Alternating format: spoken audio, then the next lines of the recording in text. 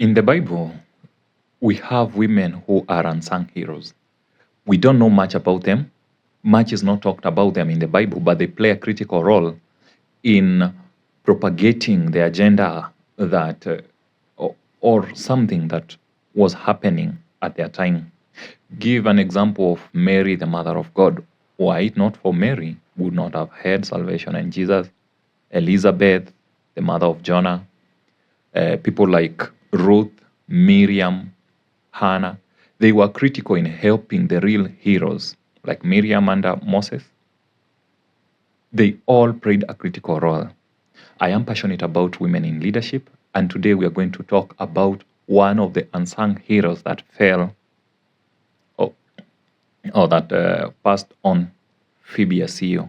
She was buried last week, and she is my unsung hero who opened doors for many, many women to get into leadership positions and show that indeed women are capable of leading and even changing their society. She is my unsung hero for today, and we are going to discuss more about her.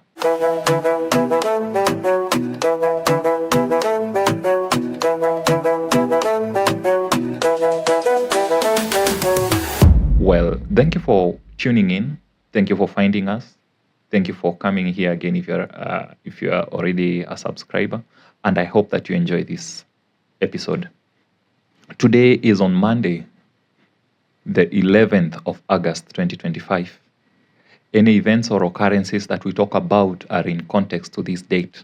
Let's dig in, let's dive in and move to wherever the story leads us to. Well, recently, there was a burial of Phoebe Asiyo, who is one of the greatest leaders that Kenya has ever had. Much is not talked about her because she led Kenyans, or she was into active leadership back into the 1970s, got to parliament in 1980s, and she started way, way back while she was a 22-year-old in the 1950s and 60s.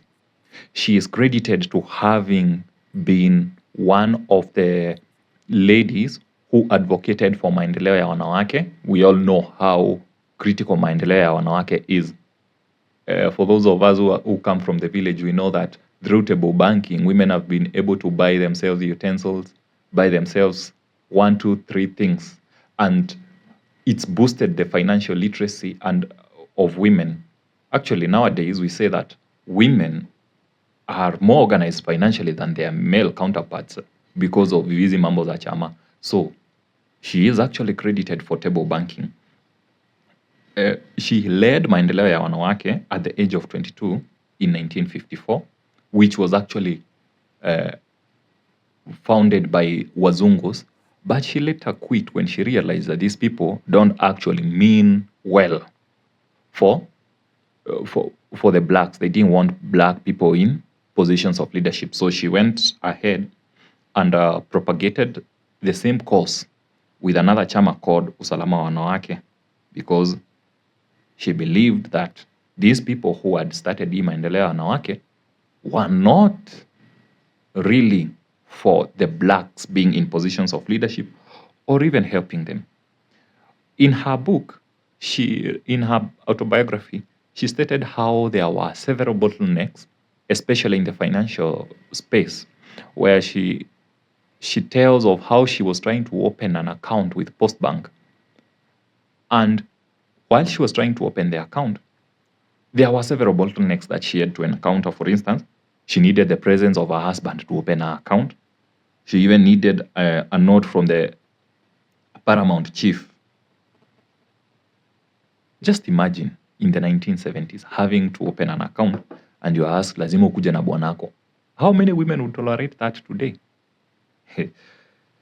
Well, she was active even in the transformation of Kenya. He said that she was trusted by both Tom Mboya and Julius Nyerere. And once when Julius Nyerere was in Kenya, while he was discussing politics in the famous house of Tom Mboya in Nairobi, she was handed the briefcase that Julius Nyerere had, and she was entrusted with it. That tells you what kind of a woman she was. Well, she has also been credited a lot when it comes to empowering children, uh, creating children's homes, Mama Ngina Children's Home in Mombasa, Mama Ngina Kisumu, and quite a number of them. She really helped in ensuring that kids were safe, kids were protected, and that everything to do with kids was everything to do with kids was taken care of. Remember, these were not the times when we had a constitution that had a requirement that at least 2/3 should be of a certain gender, or the 2/3 gender rule in leadership position and public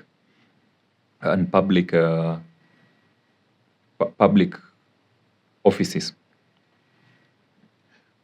We have, over the generations, especially as Kenyans, we've seen that women are capable of leading, that they are not short of leadership. And we can celebrate some of our heroes in Kenya who have really taken women leadership to the next level.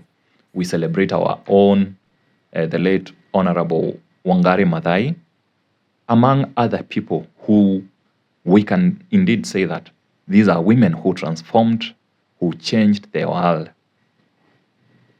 And in as much as some people don't get the flowers that they deserve to, we can indeed see the impact that they've left behind. I never knew that the table banking concept was from Phoebe Asiyo. Having been a banker, I've seen what table banking has been able to impact, especially on consumer and the SME level, where people come together, you save together, you borrow together, you insure each other, and you develop together. It's a really good thing that we have, and you can always use your savings or the savings that you have in your chama as your security and be able to unlock financial freedom, because I'm a firm believer that the easier people, or the more easy it is for people to access credit, then the easier it is for people to empower themselves and even improve their their social and economic welfare.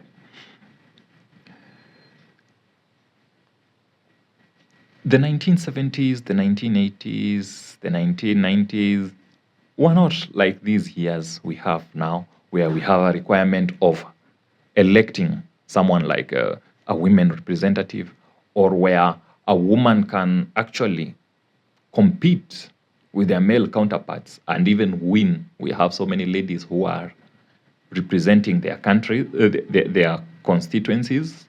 Others are even senators, to name but just a few. However, with all this progress that we've made when it comes to women in leadership, how did we fall from grace to grace? How did we get the likes of Karen, Esther, Millie, people who've twerked their way to parliament? How did we fall this low? How did we fall so short? Gets me to wonder. Well, that gender rule is yet to hit its goal if we are to continue electing twerkers and OG enthusiasts to parliament. We can celebrate Phoebe as Kenya's hero, and we really hope that we really pray that she rests in peace. She actually died in North Carolina, but she was buried in Kenya, and she was recognized. Mcheza kwao hutuzwa. She was recognized, and some of the awards that I get during my research that I came to realize that she bagged.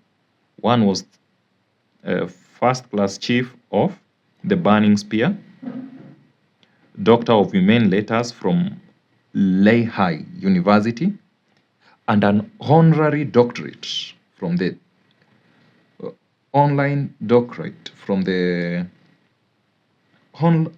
honorary doctorate degree from the University of New York.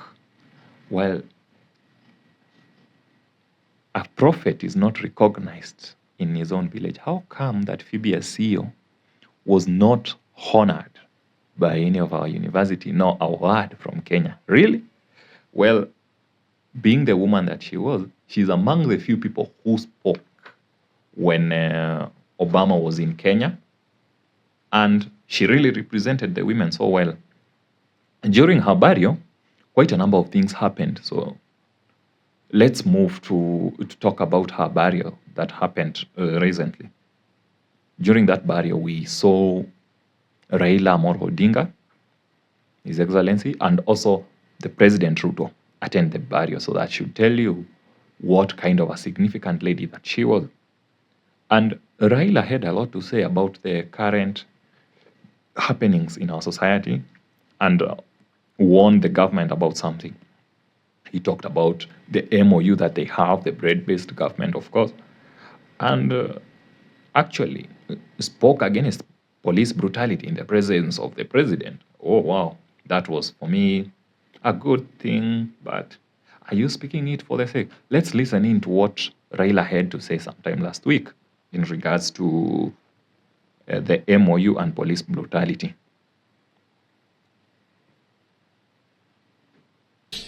What we did it in the best interest of our country, and Kenya must move forward. But we have continued to say that we need to improve our governance structure. Issues of human rights must be respected. We must ensure that people live well. We must ensure that our people have food, that our people have shelter, that our people have work, that our people, when they are sick, they can be treated, that our children will go to school. This is very, very important to us. This is very important indeed. And that the cost of living need to be brought down. And that it must be rule of law.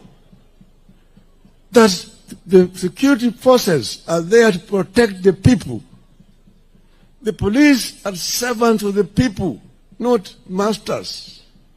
The police need to be civil to the population. If you have committed an offense, arrest me. Take me to prison, take me to court, and let the court find me guilty and imprison me. But do not use your own weapon to assassinate me. Don't shoot me. Don't shoot to kill. Don't shoot to kill. Don't shoot to maim. Arrest and charge in a court of law. That's what is called rule of law. And we have sat together and reviewed the MOU that we signed last year, this year. And we have now put together a framework to ensure that the MOU is implemented to the letter. This is going to happen. Those who have been maimed, those who have been injured, those who have been in hospital, and those who have died, the families of those who have died will be compensated. And we said we go back to just not 2024, 2023, 22, we go back to 2017. From 2017 up to date, all those people who have been maimed, have been killed, and so on, the families are going to be compensated. And we have got to put in place a framework for that to happen. Secondly, we have also a structure. All those who were maimed and killed are going to be compensated. Wow. Raila is really advocating for human rights, doesn't he? He actually says that the MOU that he had for the broad-based government with Ruto will actually ensure that police brutality does not happen. He even says that you should not shoot to kill, neither should you shoot to maim. I'm not definite whether the president is in agreement with that, because he's been on record saying that you can shoot on the leg. Shoot someone in the leg, mpeleke hospitali, ukimpeleka kotini. We know that risasi si mawe. Risasi si mawe. You cannot equate a bullet to a stone that once you are hit by a bullet, you'll just get hurt. Well, we are talking about human rights. Are there really human rights in Kenya? Someone can decide your fate on whether you're going to live or not. We are talking about human rights, someone having food, shelter, nini. It's all about human dignity and work, having something to do. Do you really think that there is human dignity in Kenya? Do we dignify the human life when we kill and maim, when someone kills himself, in a police cell, and we are told that he hit himself against the wall, when Rex Masai is shot in the foot and he actually dies, then what are we trying to say? Well, Raila had much more to say, and let's listen in, because he says that we are not supposed to judge them right now. We are not supposed to judge the bread-based government right now. However, let's judge them when it comes to 2027. Let's listen in further to what he had to say. A structure of how to ensure that the MOU itself is implemented to the full. And that's why next week you're going to have a joint parliamentary group meeting to ensure that our members of parliament implement what we need, put up structures in place so that we can be able to implement what we've agreed on. This is going to happen. So I just want to say, the naysayers, give us space, give us room, and judge us in 2027. And we've said this is going to remain in place up to 2027. After that, we will see where we go to. The MOU is in place up to 2027. Then after that, we can judge them. Oh, wow. Even KCSE is tested after 4 years of learning. However, in between, we do reviews. We try to examine the students to try and see, have they really grasped the concepts at the end of the term, during the midterm? And these results will actually act as a litmus test to how well will this student, how well will this learner perform when it comes to the final exam. So, Bwana Raila, I don't totally agree with you when you say that we should judge you in 2027, because if you've been failing within the first term, you've been failing within the end of the term, then why do you want us to think that when you are in Form 4, at the end, at the tail end, that you will pass your exam? Something doesn't add up, does it? Well, he says that the bread-based government can only be judged come 2027. We don't know whether it's doublespeak, because he says he's against police brutality, but his counterpart in the MOU agreement tells us that you should be shot in the leg. Well, he had to attack Rigiji, and let's listen to what Rigiji had to hear from Raila Odinga. Even you're saying one term, so what? It's the Kenyans who will decide the term, and we will see where we want to go. I am confident when that time comes, we will face Kenyans squarely and tell Kenyans, this is why we did ABCD, this is where we want to go. Utasema yako, tutasema yetu. Tuone Wakenya watamini nani. So hivyo mimi sina wasiwasi. Piga kelele namna hiyo. Bweka tu.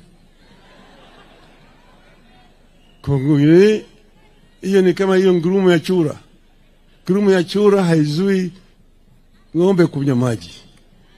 Ng'ombe itakunywa maji.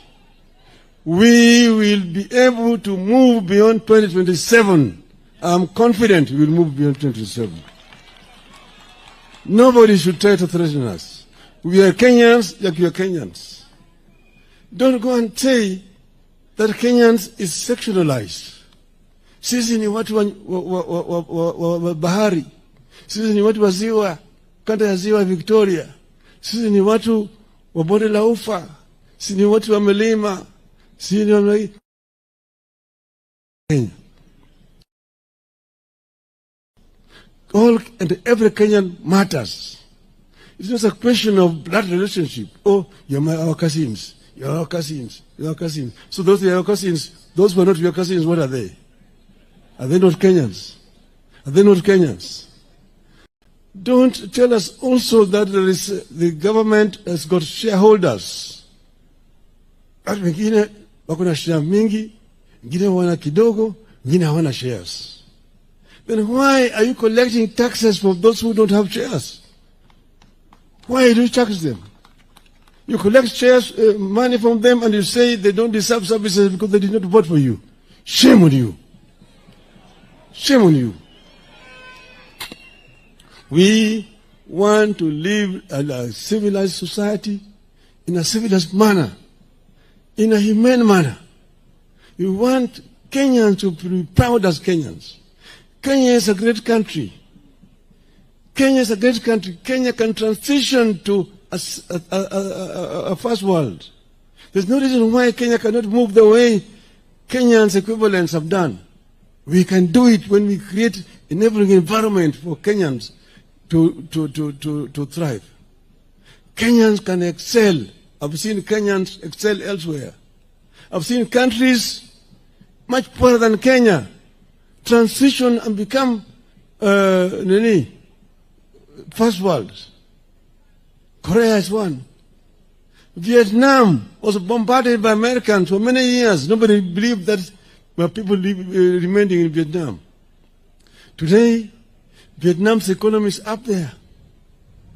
Energy consumption in Vietnam today is 70,000 megawatts. Kenya is only 3,500. We'll go that route. There are many things that can be done here. When we sit down and plan properly, Kenya will be able to take off. Mr. President, we had Vision 2030. It's not been followed very well. As we now want to work with you, we want to ensure that we bring Vision 2030 back on the table. We also revive the NESC, National Economic and Social Council, so that all those flagship projects that we coined during that time can be revived and make sure that they're all moving together. Wow. So, according to Raila, there is no reason that Kenya cannot be a first world country. However, there is every reason that Kenya cannot become a first world country, because why are we watching while our counterparts are just overtaking us? We've given the example of Korea, is given the example of Vietnam, to name but just a few.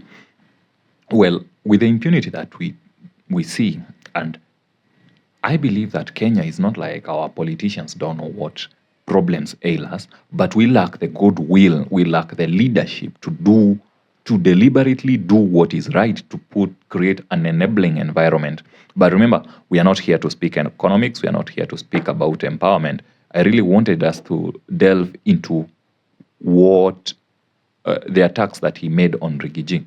And Rigiji, in as much as he's been instrumental in the movement of trying to expose the evils that have been done by the government, and even the one-term movement that he's created, you can really tell that there's a lot of shock within the government and those who are pro-government, especially the bread-based.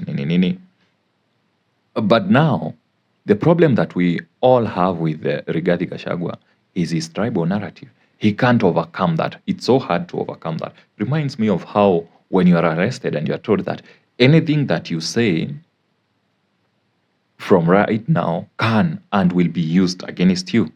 You have the right to remain silent, blah, blah, blah, blah, blah. Well, when it comes to Rigiji, anything he said on matters tribalism, from the narrative of shares, he cannot overcome that. Yes, you are implementing an MOU that you had with the president and other leaders, but the fact remains, it was from a tribal perspective. So you are part of the problem. You can't overcome that. And that will be one of his major undoings.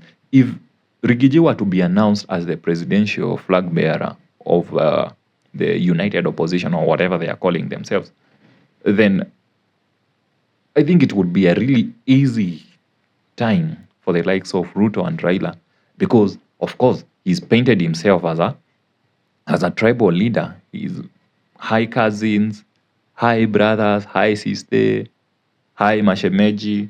We've all had that narrative. And he will have a very hard time removing that tribalism card. The cousin narrative is actually good for the tribal politics, where you're saying these are our cousins, we followed each other, but at what point will you come and say that this narrative is not good? Because if you are my brother, of course, I'll always give you a preferential treatment over my sister, over my cousin. If you are my cousin, I'll always give you preferential treatment over my shemeji, and so on and so forth. So what will happen when we are in 2027? Will it be brothers versus sisters? I mean, brothers versus cousins, cousins versus mashemeji?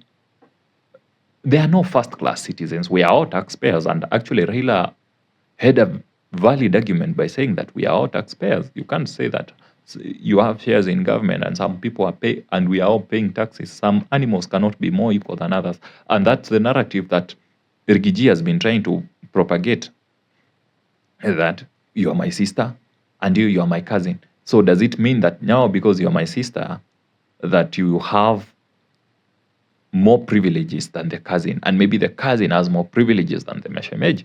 We need a leader who can provide a national outlook, and I think that's one of the cocoons that has really hindered Rigiji from getting to the next level of politics and even having a national outlook.